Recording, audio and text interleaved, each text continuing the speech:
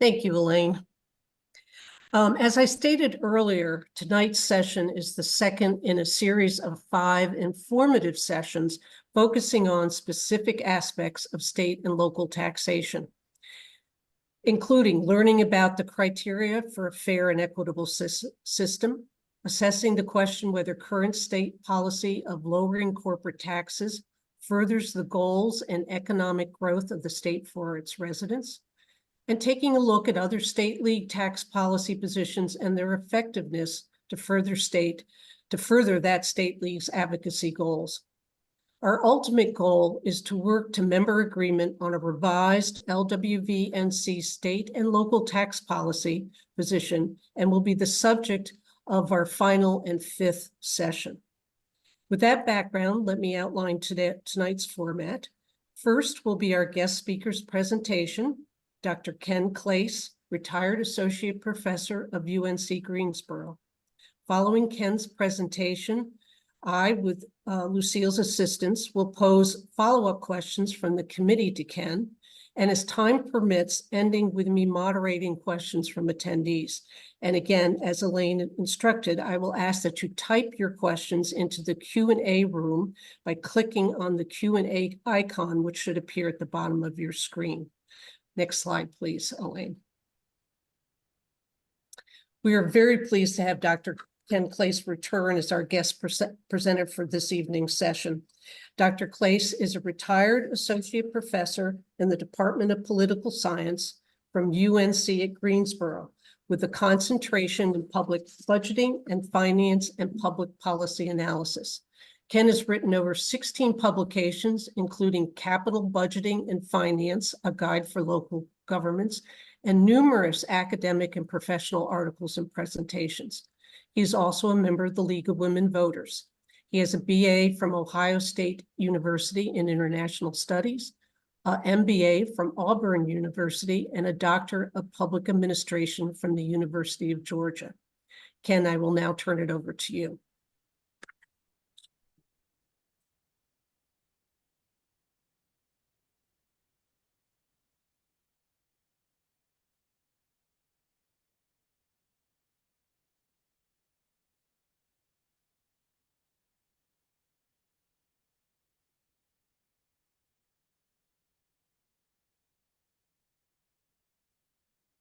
I'm happy to be with you this evening to talk about North Carolina state and local taxes in relation to equity.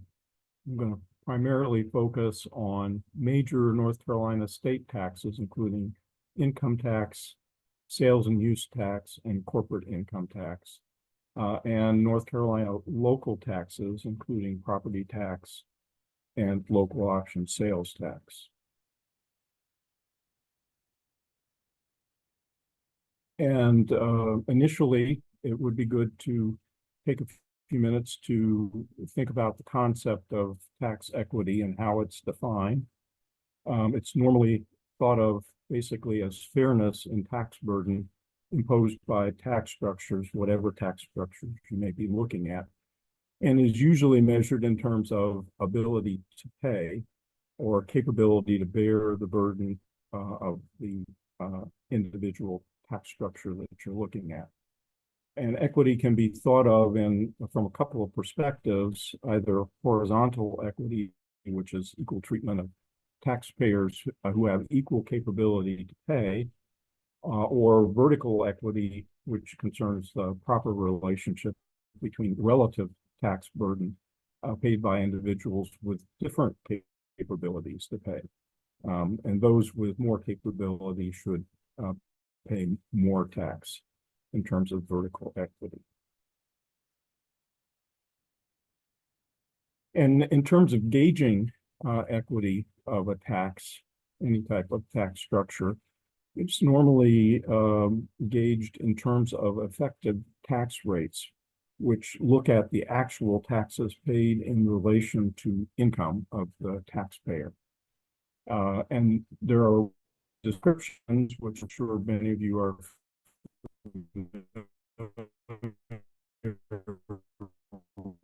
structure in terms of its equity. And those are terms like regressive, proportional, and progressive. A regressive tax structure has effective tax rates that are lower in high ability groups than in low ability groups. Proportional structures have effective rates that are the same in all groups. In other words, the effective rates remain constant as they rise.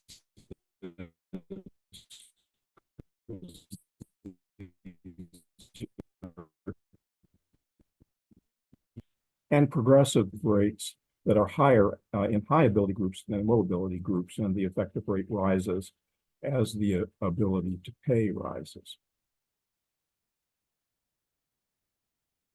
The first thing I'm going to do, we're going to look at the major state tax structures, and then look at the local government tax structures for counties and municipalities. But the first thing to look at is sort of the distribution of the revenues at the state level. And this particular pie chart gives a good indication of what proportion of the total tax revenues for the state come from different tax structures. And as you can see, largest proportion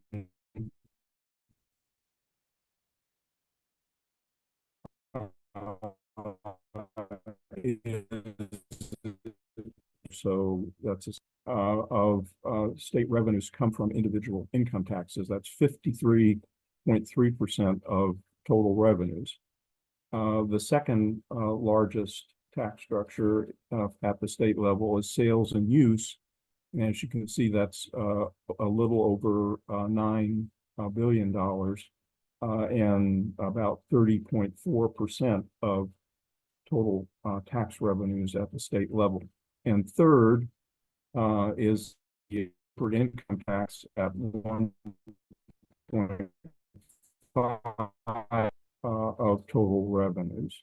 And this is based on 2021 figures, where the state overall general fund revenues were approximately $30 billion. As we look at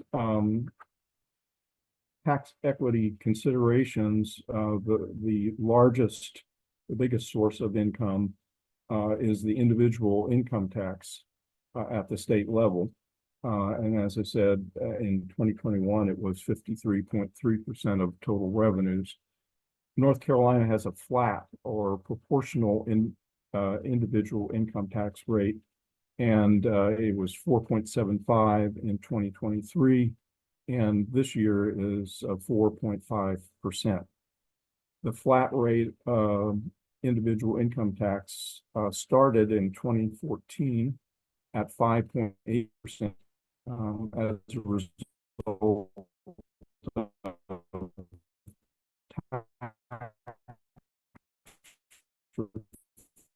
of state tax law. Previously, there were three individual income tax rates of 6%, 7%, and 7.5% based on filing status and income level.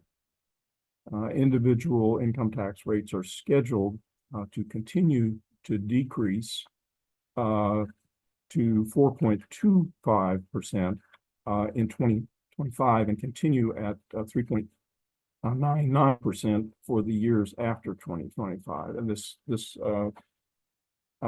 graph indicates how precipitous it has taken place from 2013. There's certainly some anticipation, like I say, that it will continue at 3.99 after 2027.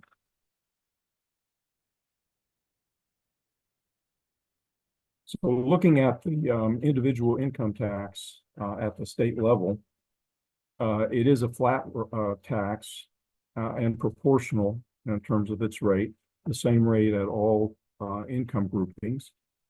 North Carolina had a graduated individual income tax until 2014, with three individual income tax rates of 6, 7, and 7.75 based on filing status and income level.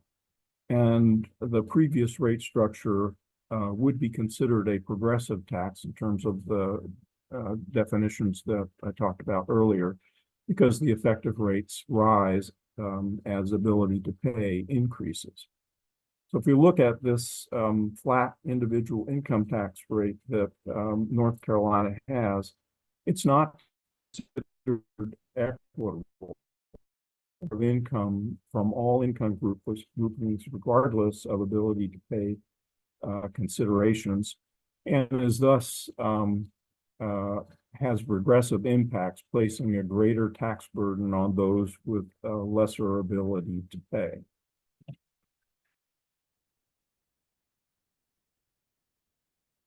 So moving on to the state sales tax, the state sales and use tax, the second largest source of state income.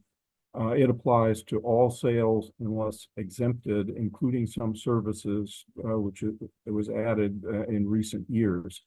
The state sales tax rate is currently 4.75%. And total sales tax rates range from 4.75 to 7.5%, depending on local option sales tax rate add-ons by local governments, by counties and municipalities primarily, which we'll cover later.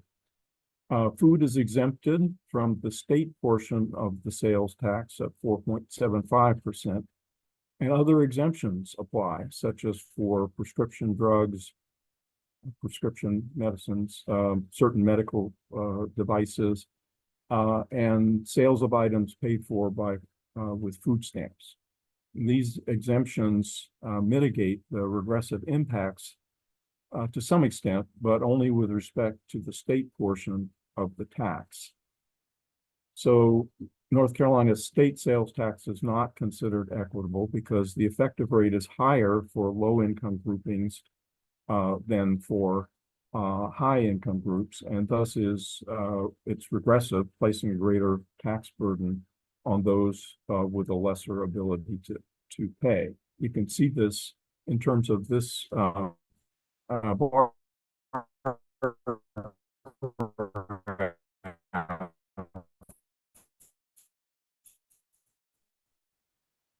compared to higher income taxpayers on the right. The top 1%, the top 4%, the next 15% below that, and so on.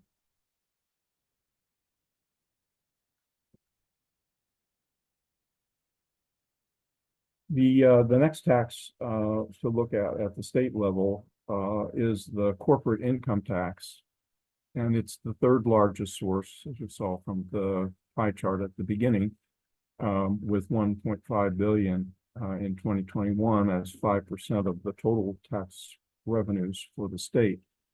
It's a tax on net income or profits of any corporation located in North Carolina or deriving income from sources in North Carolina. And the current income is 0.5% through 2024.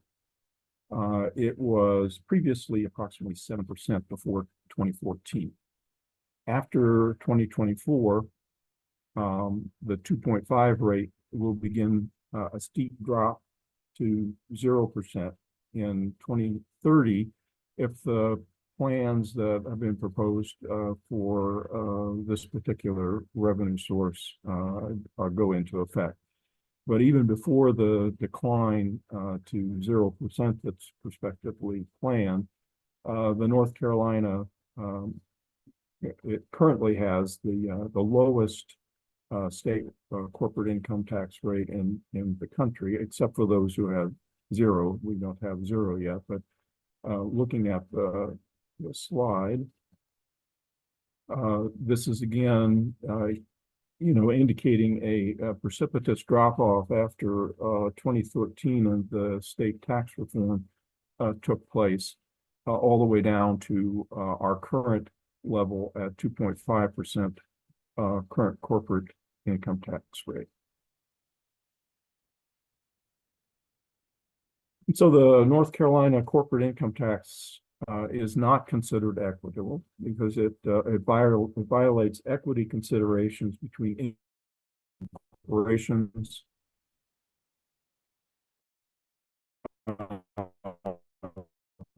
causes individual taxpayers to bear an increased tax burden in other state and local taxes paid to cover needed expenditures at the state level.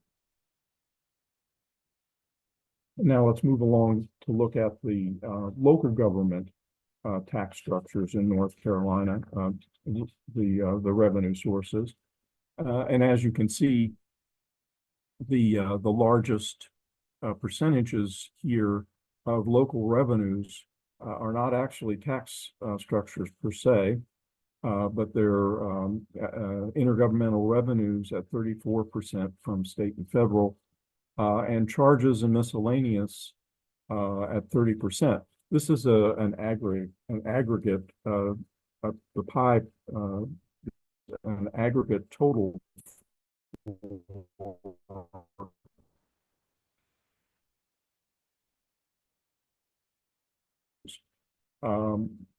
the source being the census of state and local government finances, which shows local government revenues as a total of municipal and county together. So there are, of course, the two traditional tax structures at the local level: property taxes at 20% and sales and gross receipts at 7%.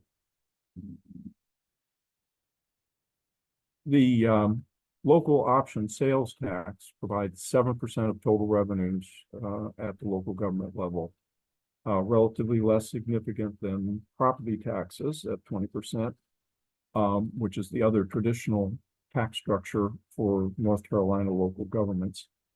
Other significant non-tax government revenues are local government revenues are larger as a part of total revenues, including the intergovernmental revenues and the charges and miscellaneous. But the local sales tax is still a significant traditional local government tax revenue. The state sales tax, which we already discussed, is currently 4.75 for the state portion of the tax, but additional local option sales tax rates apply at the local level. Depending on the municipality, the rate,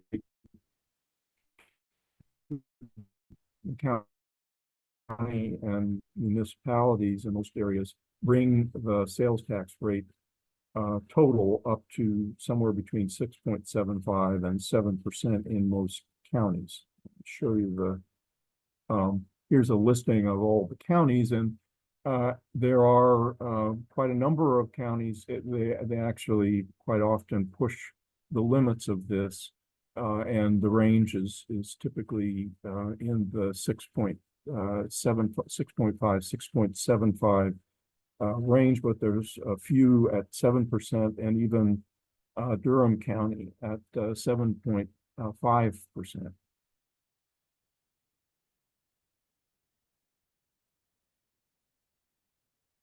Food and other purchases, such as prescription medicine, certain medical devices, sales of items paid for with food stamps, as I mentioned, are exempt from the state portion of the sales tax at 4.75, but the local sales tax does apply to food to make up 2% sales tax on food at the local level. And like the state sales tax, the local option sales tax is considered regressive because the effective rate is higher for low-income groups than for high-income groups, placing a greater tax burden on those with lesser ability to pay.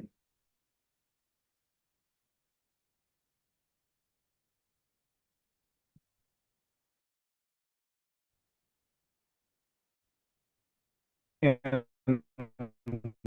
the tax structure, major tax structure, look at is property tax. And 20% of total revenues at the local government level, as noted, and it is a significant traditional local government tax revenue source. It's locally assessed, collected by counties based on the assessed value of property. The average effective property tax rate in North Carolina is 0.86% in 2020. That is a slightly different way to look at effective tax rate. This is as a percent of assessed value of property. So this is 0.86% of the assessed value of individual properties as the average effective property tax rate. It's significantly lower than the national average, which is 1.08% in 2020. Property tax rates fluctuate in response to changes in home values, size of the tax base, and local revenue needs. And in the past 5 or so years, the property tax rates in North Carolina had an average increase of about 5%. In assessing the property tax, the tax is based on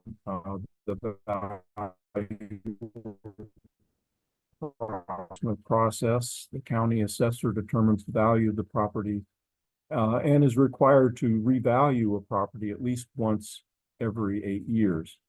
The goal of reappraisal is to determine the current market value of properties, and maintaining assessed values at fair market value or as close as possible to that ensures equitable application of property tax rates. In fact, the larger counties, ones with major metropolitan areas, usually try to reassess the value of properties on an annual basis to try to keep the assessed values as close as possible to fair market value.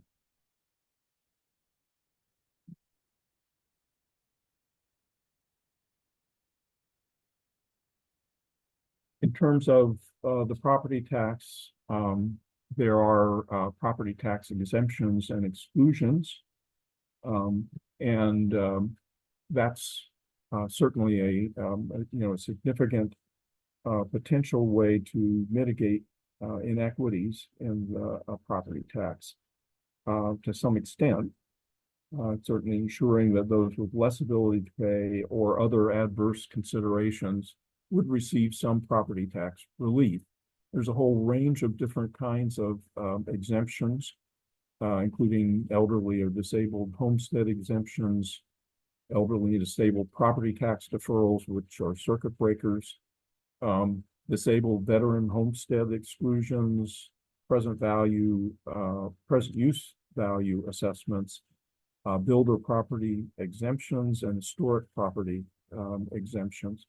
And all of these, certainly the first 3 that relate to exemptions and circuit breakers, have some potential dollar value that would be exempted of the taxes due or the assessed value of the property, or some percentage of taxable value that would be exempted or deferred. And that certainly provides some flexibility and some more equitable treatment of individuals who would be less able to pay the property tax. The last 2 are commercial producers of products that are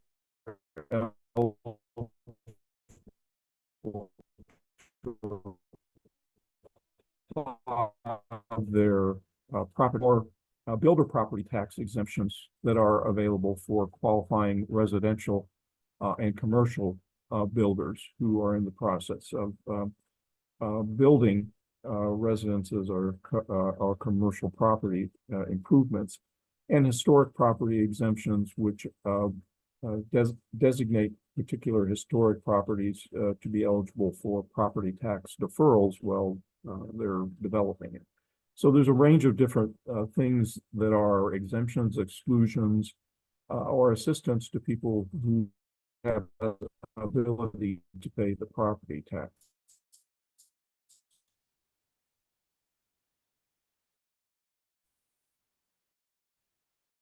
those disperse a regressive tax, and the structure itself by design kind of imposes that because those in a low income group in low income groups have a higher effective tax rate than those in high income groups, and ability to pay is not taken into account. So people in fixed incomes who are retired, it doesn't take into account that their ability to pay the tax if the assessed value of their property rises significantly.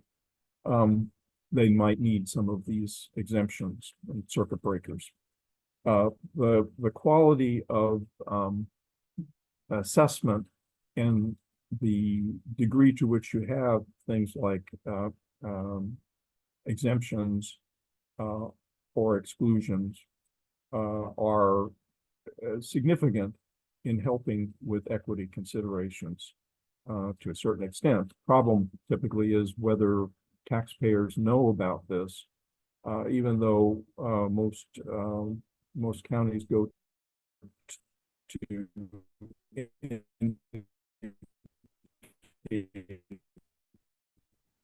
in terms of what applies, what exclusions apply, what deferrals might be possible. Difficult for people potentially to understand how they might benefit nonetheless. Despite all of that, certainly the property tax regressive tax, even and having exemptions on exclusions can help with equity considerations. The major tax changes that took place in 2013 have varying kinds of potential impacts as far as equity is concerned. And some of these included establishing the flat income tax rate, which is regressive in its effects, broadening the base of the sales tax to include services, that's regressive, eliminating refundable tax credits and exemptions, eliminating them is regressive, and eliminating the estate tax could also be regressive in its effects, and capped and itemized deductions would be considered progressive, raising the standard deduction on the state income tax that would be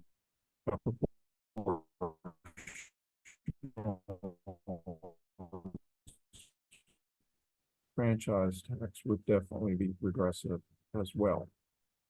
The North Carolina state tax rates are the lowest in the nation. They were in the middle range back in 2013 before the tax reform efforts at the state level, and resulting in tax cuts to have brought the rates in personal income tax down to 4.5 or 4.25, the corporate income tax down to 2.5, and the sales tax to 4.75, which in and of itself was a fairly low tax rate overall. Those in the richest income categories receive the largest share of total tax cuts each year, and racial inequities are reinforced. Obviously, a lot of that is due to minorities being in more middle and lower income brackets typically. The summary of the findings here for state tax structures is that the personal income tax structure, which is normally a progressive tax by design, that is, income taxes are, because they have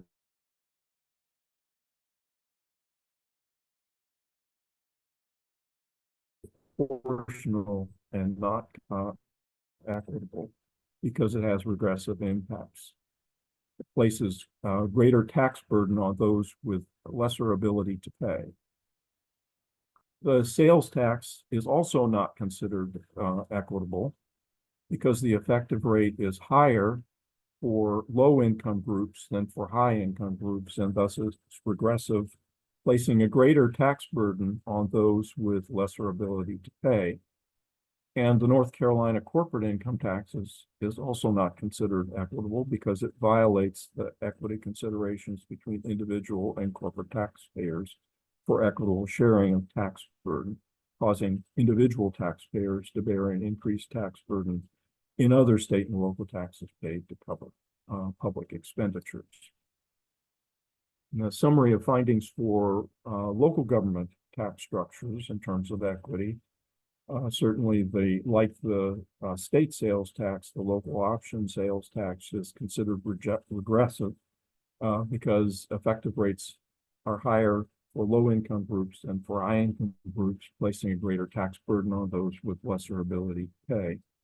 And despite property tax exemptions and exclusions, the North Carolina local property tax remains regressive because those in low-income groups have a higher effective rate than those in high-income groups, and ability to pay is not taken into account. Some of that can be mitigated by quality of assessment and exemptions and exclusions.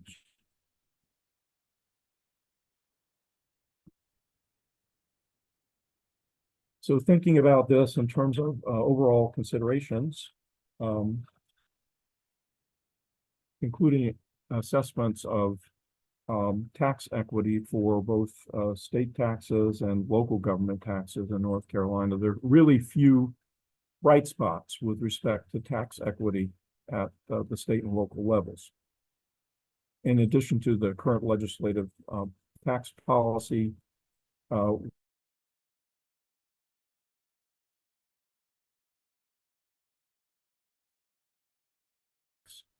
and continued reliance on state sales tax, which is regressive, all of which have negative impacts on tax equity. The conversion to a flat or proportional income tax rate is perhaps the most significant detriment to state tax equity overall, particularly because state income tax is such a substantial proportion of state total revenues, and other tax structures are by nature regressive in most respects. The sales tax is regressive by nature, but has been made somewhat less regressive for the state portion of the sales tax by excluding food, prescription medicine, and food stamp purchases.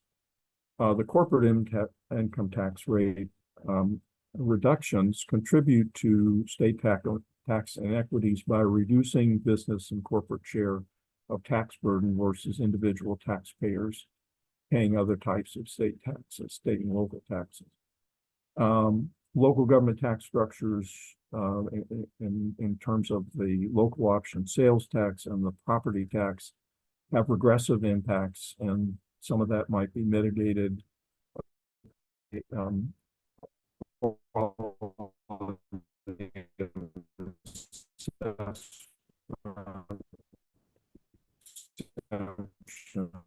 sales tax by eliminating sales tax on food at the local level. Okay. Thank you, Ken. Thank you, Elaine. A recording of tonight's session, and actually the last session, has been and will be posted to the LWVNC website, including the slides that we've used. And to get to that, when you get to the LWVNC website, you'll see a capital A, capital C, capital T ACT menu. So you click on that, it drops down, click on lead action teams, and then click on state and local tax policy. We've also posted in the same location 2 documents now. The first provides you with basic terminology and associated definitions that are being used throughout this series, and you can see the title of that on your slide. The second one just got posted today, and it's actually a timeline of the major tax law changes in North Carolina, and so I encourage you to take a look at that. Our third session in the series, we anticipate will be held either the last week in March or the first week in April. Apologize that we don't have a set date yet, but it will be a panel discussion format, and due to trying to coordinate the schedules of each of those panelists that we would like to participate. It's a little bit up in the area in terms of a firm date. But the discussion will be the drivers behind lowering corporate income taxes. But again, as I said, registration and further details will come and we'll send them out. But I thank everybody for attending. And if you have any questions, please do not hesitate to contact Ruth Ann or me. Our email addresses are also on the LWVNC website. Thank you, everybody. Have a great night. Thanks, Ken. Welcome.